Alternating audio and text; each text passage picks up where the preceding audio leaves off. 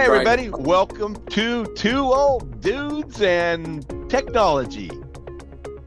So, hopefully you've already checked out some of our prequel videos, but maybe not. I don't know. But be sure to check those out as soon as you can.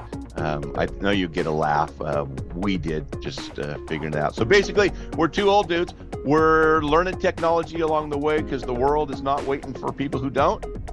And you'll get to know us a lot better down the road. Hey, how are you, Tom? I'm living the dream, baby. So where have your journeys taken you on your quest to get this thing put together? Oh, my God. So, all right. So we started this about a month ago.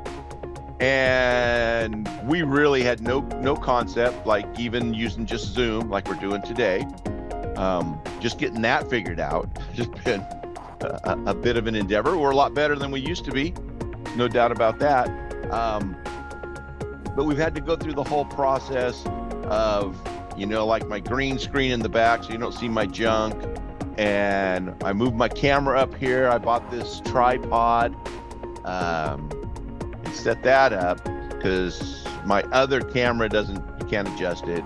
So all those kinds of little things that we're learning along the way. And then also the editing tool, the Filmora is what I'm using to edit this video. And we've had to discuss, what that's going to look like and how much of, graphics we want to throw in and things like that. So that's a lot of just what I went through. But I know for you, you've had the same kind of a path of challenges. Really, mine's waiting to see what you find out and can teach you. So go, Tom. That's one way of putting it, I guess. So, I want to figure out, I'll do my best to lead us to situations where your investigative skills will play a part in it, so will benefit us. Yeah, and the technology, it's nonstop. I was just thinking this morning, okay, so today, for anybody who watches this, is the day that we basically opened fire on Iran in the Middle East. Again, I don't it's happened a few times. Seen any of the videos of that? What's that? Have you seen any of the, I don't know if it's artificial intelligence, but all of a sudden there's somebody that just happens to be sitting next to an aircraft carrier as it unloads on a jet, And that's what I was getting to, was like just the technology in this one day is mind-boggling for somebody who grew up using an 8-track tape player. Well, and my first thought was, were these promotional videos? Well, I wondered, I saw some and I'm like, where do they get this footage? Right. That's exactly what I was thinking. And then I thought, and then my next thought was, wow, how cool is our society or our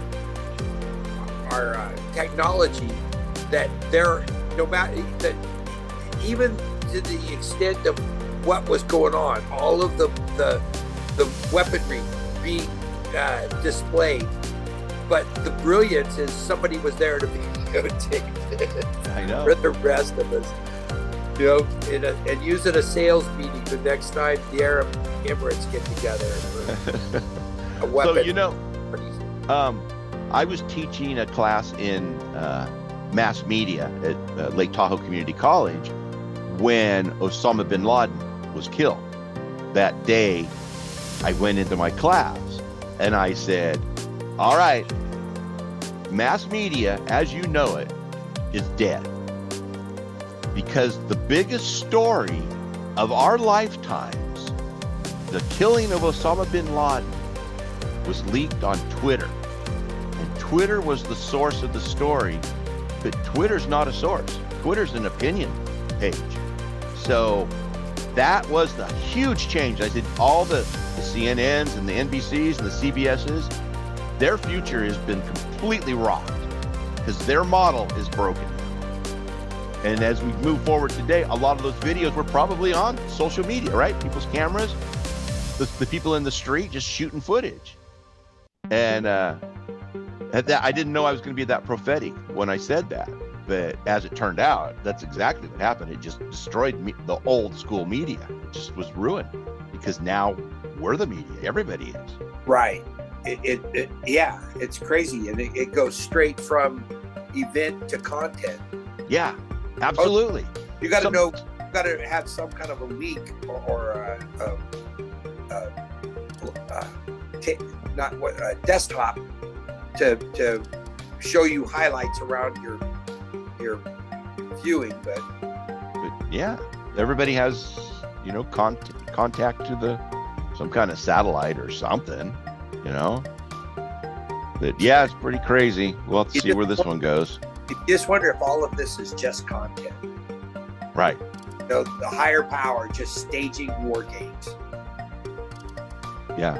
Well, like last night, when I went and saw David Spade and Dana Carvey, and they're podcasters. That's what they do, right? But then they go on the road and they do their thing there. And I was thinking, man, they should have just come out, sat on the stage, and did their podcast, because they'd get the double bang on that one, right? They're going to get to post their content, or it's additional content. It's our comedy content, or whatever they want to call it. So I thought that was pretty interesting. Sorry for the movement. I heard my oven go off for my tater tots. So, well, there's important things in life, right? Yeah. Well, I test drove the air fryer last night, and they were really, really brown, But it's weird that. Did you get a new fryer?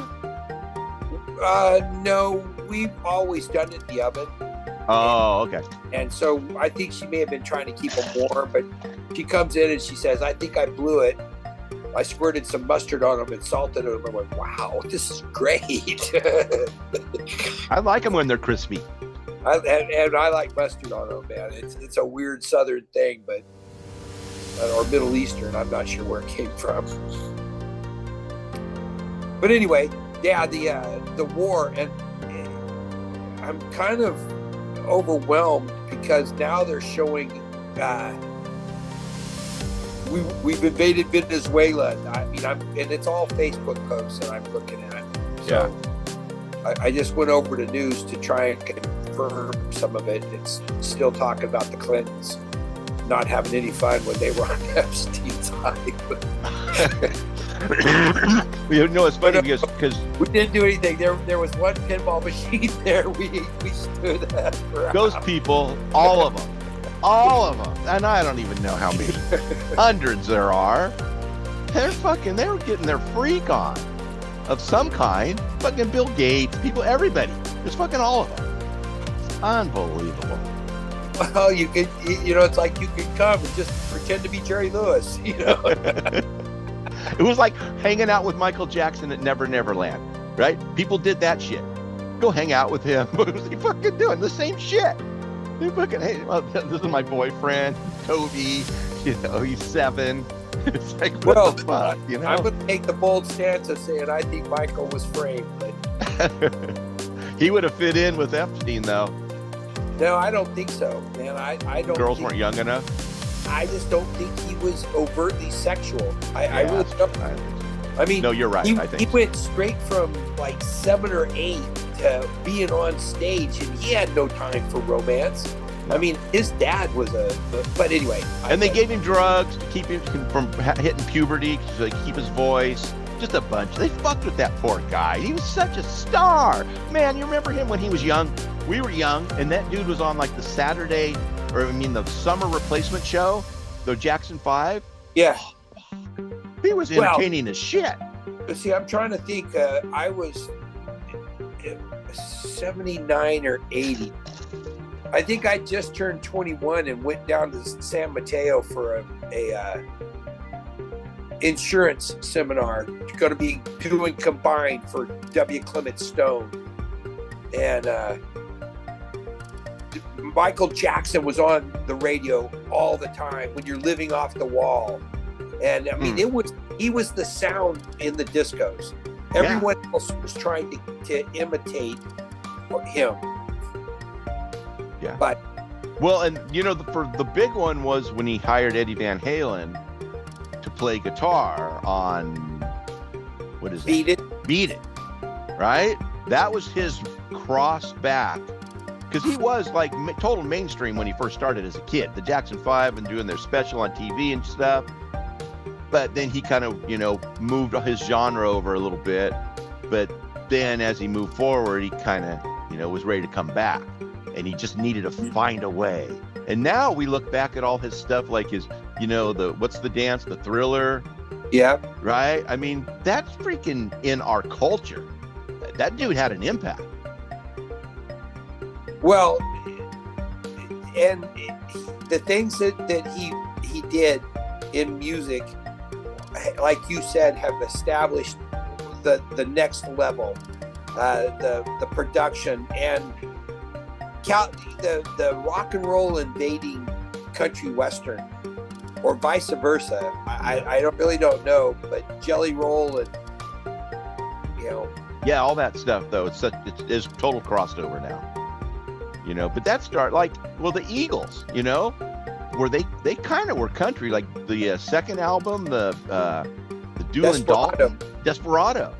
That's way banjos everywhere, and another Tequila Sunrise. Oh, so many, all the songs, and the whole Desperado song and Doolin Dalton, and I love that one, the whole story of the Dalton gang. That's what I like about the Eagles, is they told stories, and I love stories and lyrics. Nowadays, I can't understand even what they're saying, other than maybe penis or something. I go, oh, okay, I caught that. Well, Don Felder and Bernie something were buddies in high school, and they were old school. He, as Felder says, sat on the porch, banjo, mandolin playing guys. And at some point, Fry and Felder wanted to go rock and roll, and so anyway, or Henley, not Felder, Henley. Yeah, definitely. They've added a bunch of dates to their final go around tour. Yeah, I heard this is finally it, right? You saw them at Tahoe, though, didn't you? Yeah, my first concert I ever saw was the Eagles. Linda Ronstadt played the opener, and the warm up was Jimmy Buffett. Some freaking legendary music acts, right? I saw Jimmy Buffett open for Elvin Bishop out by the river at Cal Expo. They had an amphitheater set up out there. The Rock, they called it. That the area. Back in the 70s. I don't think they actually built any seats. It was just standing out on the dirt riverbank out there. It wasn't Discovery Park, but whatever that was right there. Yeah, I liked Linda Ronstadt too. I had a poster, the whole thing. You saw her twice, didn't you? No, just that time. That was the only time, I think. Nope, she was at Mountain Air when you. Oh, you're right. We saw it with Eddie Money. That was a great trip. That's a hilarious trip. Holy shit! Remember sleeping on the side of the road? You ever tell your kids that story? Oh, I tell everybody who'll listen to. What's your version? Because I know mine. I'd like to hear yours. I said my version is the three of us went in this cool Volkswagen bus up into the mountains, up to where the frog jumping contest was. We have to have a frog jumping little detail thrown in there. That's fucking awesome. Yeah. Got away early, so we stopped by a little town near a lake, and just went to sleep in the parking lot. And all night long, you and I had made the challenge that if one of us could sneak into the van we could have the bed in there, but if you woke the other guy up, you had to sleep on the ground. And he got to go in. No. So you and I laid awake all night trying to bust each other.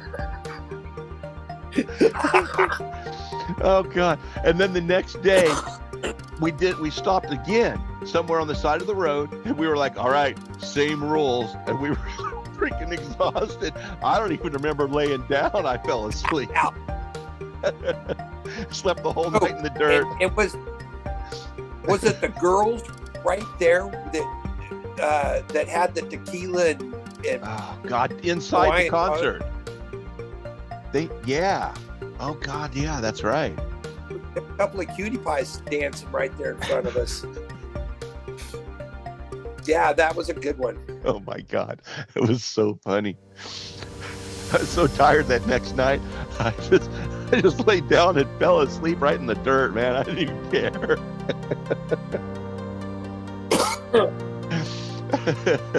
Well, it's similar to my first Oakland Coliseum concert. The folks loaned me the 4-door Electra, the brown one before we got the silver one, and let me take Randy Duncan and Brad and our cousin Jeff Kilgore, and we went to see Frampton and Gary Wright and Fleetwood Mac. Oh, awesome! And I was up all night long. Was it the Coliseum? About going down at the Coliseum. Yeah, 75, I think. Nice. Yeah, that was. Except, stayed awake all night. Required help the next day, and right there where they hadn't opened, I don't think, but the regional transit right there near Watt. Oh yeah. A big yard there between the freeways. Going east on 80, it's a big sweeping turn as it kind of coalesces with 99, and it's got the rigid, the little bumpers on the lane, bump, and you change when you drifted out of your lane, man. And I drifted out of my lane, bump, and I looked up and looked at the rearview mirror. There's headlights right behind me, man. I barely missed, and I was right behind somebody else too. So I shouldn't have been driving. That was a long day, long day, and then drive home from Oakland. Yeah, after being up all night. Yeah. That's funny you said the bump because when I went, Kai had his thing out at Consumnes College today, and after I picked him up, we were coming back. I was driving down some road, and there was a bunch of cones and stuff, and I was over by him, and he started going bump. He started saying it while we were going down the road, and then you come up and you start going bump. So lane narrowing. Yeah, I'm living in the past. Oh God, that's funny. So what technology did you take on this week? So you know what I've had to deal with? What's that? Just primarily your editing tools? No, actually what I had to deal with, because I'm trying to do this loan on the house, was trying to upload the documents to send in to the loan officer. But my scanner doesn't work with the computer, and they won't talk to each other. Oh, bummer. Yeah, and then my work one, I can get stuff on the screen, but I can't get it small enough, so I had to take pictures of stuff and then send the email off my phone so I could attach the picture. I can't use the email on my computer because there's no way to get the picture to it without emailing it to twice, doing a double thing. So that's the thing I've been having to deal with this week. And, in the old days, you would have just taken a bunch of copies and put them in an envelope and mailed it off. And your scanner, you said, won't work or communicate with your computer. I need to download some driver. Oh, yeah, exactly. It's like, I'm not going to invest the time to learn what the hell to do and then do it. Well, throughout this we first had to sell the property in Lincoln County, the last 200 acres of ranch property, and there were documents that had to be scanned and signed, and then same thing for California, that because I couldn't be there in person, so DocuSign is an agreement you make that this is what my signature's looking like. Yeah, and it's not anywhere near it. That doesn't matter. I really have high praise for the guy that helped me get that sale. He didn't get me what I wanted, but he never lost his cool during the process. You know, instead of making $112,000, he made $65,000 for, you know, that's what he made. Yeah. No brokerage between us. He made $65,000 for hustling me and the guy to the agreement for the hookup. But he has property, and you used to go by it when you go out Ione Road, almost Ione. His family has a ranch out there. His dad was evidently a high volume commercial real estate broker, or in the valley and over in the Bay Area. But he's got a bunch of exotic animals, camels and zebras and things like that out there. And he was going to invite me out to, you know, you got to come and visit, when he was hustling me that we were going to be friends, and I wasn't interested in his friendship anyway. Yeah. But when he was That's doing just part of what you have to do in sales. I despise that. I don't like phonies, and there's no bigger hypocrite. You know, hypocrite really just means actors, but there's no bigger actor than somebody that wants your money. Yeah. And what they'll say to you in order to get you to pull it out. But yep. And that's why I've been such a failure at sales, because I really just don't value, and it's incorrect. I need to put a higher value on money. You know, for the last 4 years, I've been trying to read articles that if you've got this much money and you live here, you can, you know, basically kiss any chance of travel goodbye. No, yeah. You know, new cars, no. Mm-mm. You know, all of these reports, consumer reports, are why are you buying a new car? Do you expect it to that you'll be driving it when it dies? You know, it's like or not when it dies, but are you gonna live long enough for the pay it off? Yeah. Yeah.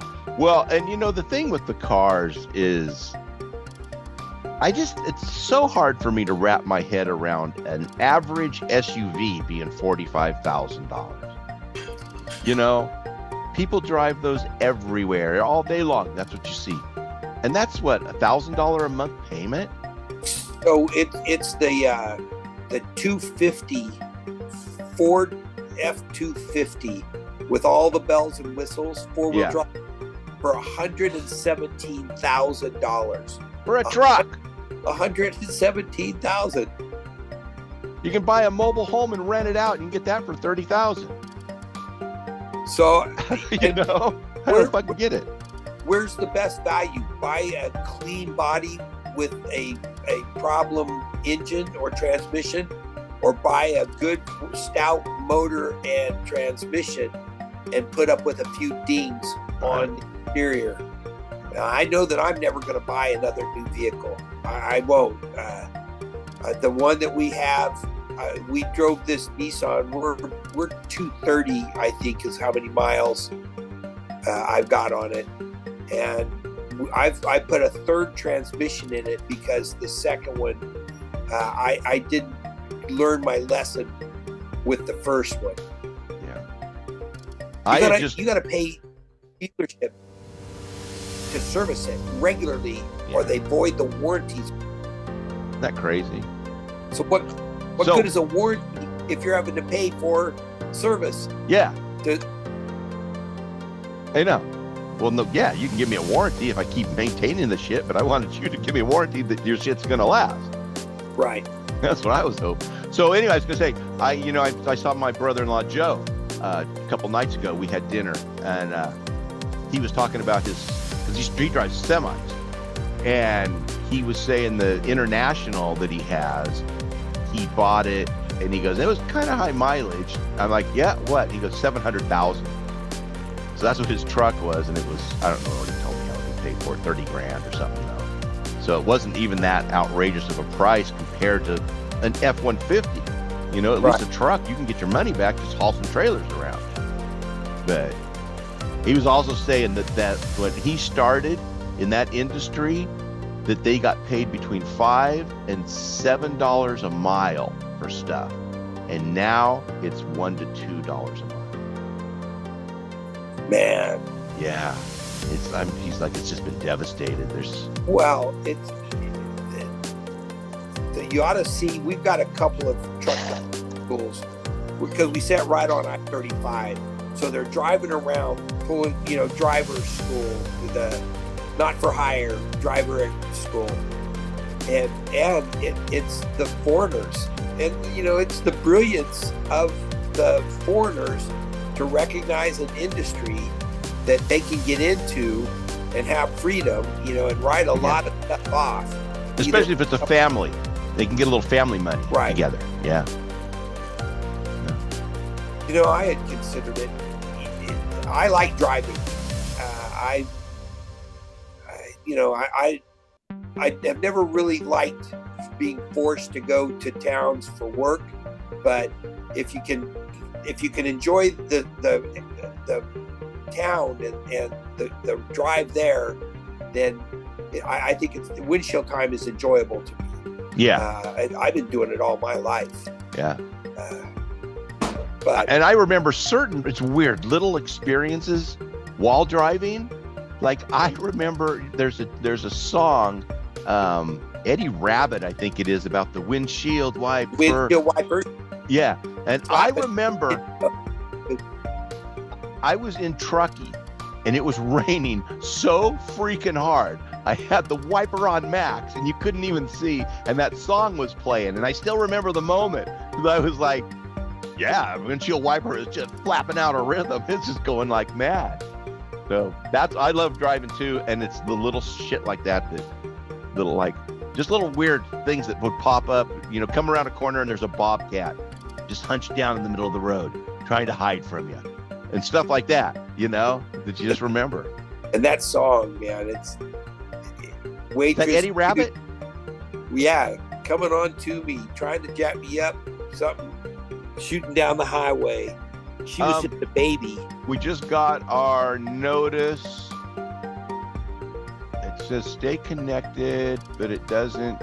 I'm just going to close it. So I guess we're probably in our last 5 or 10 minutes. I'm guessing, So what do you got going this evening? So after this, I'm going to go down to Play It Again Sports and get my grandson a little mini junior golf set. Oh, cool. Because tomorrow he's 8. And I'm going to see if they have a little net too. And then... But regular, whatever, not titanium, but regular shafts and clubs, but for a child. It's short. That you can go to the driving range. Absolutely. Or, play the little 9-holer down there off of Foothill, right? Yeah. Ultimately, that's the goal. Yeah, I mentioned that other one out off of Eureka Road. Kind of, yeah. It's this guy's pasture, but... Well, that one's longer than the one on Foothill Farms. Is it? Yeah, that one, you can play every hole with like a 9-iron. It's about 80, maybe 90 yards. A full swing 9-iron. Well, for me, So while perusing Facebook, an ad came up for Oklahoma Society something. They sponsor sporting leagues. So there's an advertisement for cornhole. And I don't know if I've told you my cornhole fantasy about me and my buddies taking off after a season of playing cornhole. We're inspired. So we do a wild hogs road trip and chase cornhole tournaments across the nation with the single goal of getting on ESPN. Because I don't know if you've watch the cornhole tournament, but the dudes are serious. So I want to write, and I have gone so far as to identify the characters and the hazards we're going to encounter in various vicinities based on the personalities of these guys that I hang out with. And when Rocky, the Polish road captain, was around, we were a pretty cohesive group. He went off to Colorado, and we fragmented. We still associate, but we're never 12 strong. There was a time when we could go from a bar with 12 of us to an event, like whether it's a rally or the poker runs where they raise money for down bikers and things like that. But I'm just messing with my camera. Coming up with that story, and you've watched Wild Hogs, right? Yeah, that's the Tim Allen, and they're all, yeah. I've seen it. I love that movie, but I got a hog, So what's up for you after this? Last night, Robin and I got our favorite. I cut chicken breasts up into tiny little bites, like stir fry size bites, and I just Lowry seasoning salt them in some olive oil. Well, and I do a pepper and onion on the side, and then we toast sourdough from Winco, and then smear a pesto infused mayonnaise. Nice. And then last night I added freshly grated Parmesan Romano to my pesto spread before I put my meat and vegetables on, and some tater tots. So I started the oven for the tater tots, and all of the food just needs to be heated up.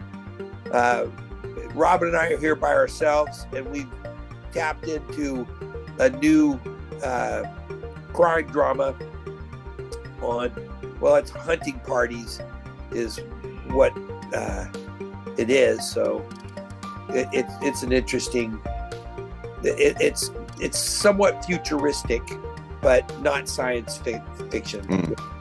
I'm just not in science fiction. And then tomorrow morning we're up early to get ready to go to church. So I'm going to be asleep by 8:30 tonight. Yeah. And then church, and then shopping tomorrow. And man, we raked leaves today though, and it was a big weight off of my heart than my back. It's like I don't really get too beat down by doing it, but the help out there really does. The emotional help, that I'm not the only one that's having to stand out here and do this. And there was enough wind today that I've got the great big plastic, they're broad tines on a leaf rake. And then I've also got the metal ones, the old fashioned. Yeah. And the metal ones thatch the lawn better. So, and the wind was blowing enough that I started on the northeast corner and pushed everything, southeast corner, and pushed everything northwest, and it blew up against the fence that I can rake it off of the fence. And you have like the big yellow hand, for scooping? Yeah, we've got a couple of pairs of those. So yeah, and I've got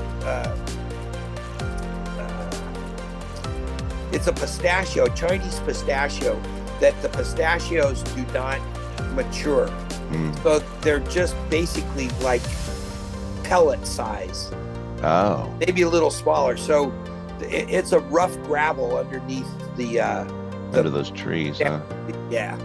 So the bags were pretty heavy. But we raked up 10 or 12 40-gallon bags. Damn. Of oak leaves, yeah. Wow. It didn't even get near the ones behind the fence, which along the green belt. Once upon a time, I was a little bit persnickety about it and kept it cleaned up, but no. We really went out of here. I've convinced Robin to go with me. I went out, and I've promoted the prospect of finding a house that would allow us to buy the motorhome with the money that we got for this house. Right. And so we could be zero with both a little anchor spot, a 3-bedroom, 2-bath house, just a tiny little house. And, this one's got a family room that was meant for media, and I put a pool table in there. So I hurt my back, and I haven't shot pool regularly in 10 years. Yeah. I can't lean over the table anymore. It just straight up hurts. So I saw a guy it was this awesome. It was a pool table that you could like flip the couple switches and turn the whole thing upside down, and it had a regular table. Just a giant table. It sounds like the Beverly Hillbillies. Almost, but it was like a wooden table, and then you just flip. It was amazing. I was like, that would be cool. Yeah, but how often would you really need it, and especially at that height? Yeah. But so we got that, and a living room with all of the living room furniture with the TV on the wall that Vincent enjoys. But I don't go in there except when he invites me to come and watch something that shared media. Right. Absolutely. All right. Hey, we have a minute and a half left, so I think we better say goodbye. All right. I've enjoyed this time with you, Tom. To figure out to actually use the technology that we are interested in. Yeah. No, it's crazy because we're getting from. If anybody goes back and looks at those first couple, they'll be like, "Whoa, those guys didn't have a clue what they were doing." All right. So the next step for me, I think, is we have to think about this Zoom, because I don't know. I'd like to be able to put videos up here and we could talk about them or stuff, and I don't think this will do any of that.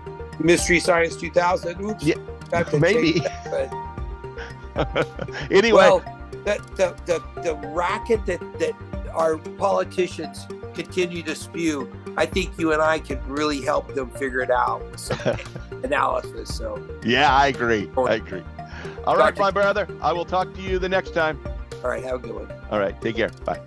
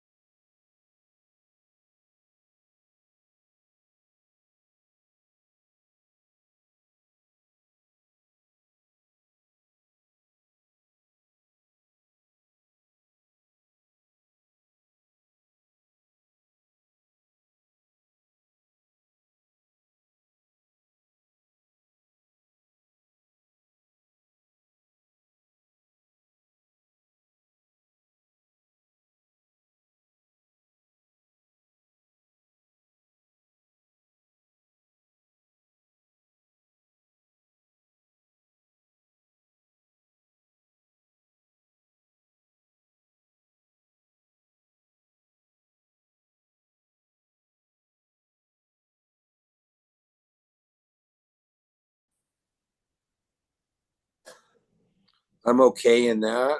Yep. All right.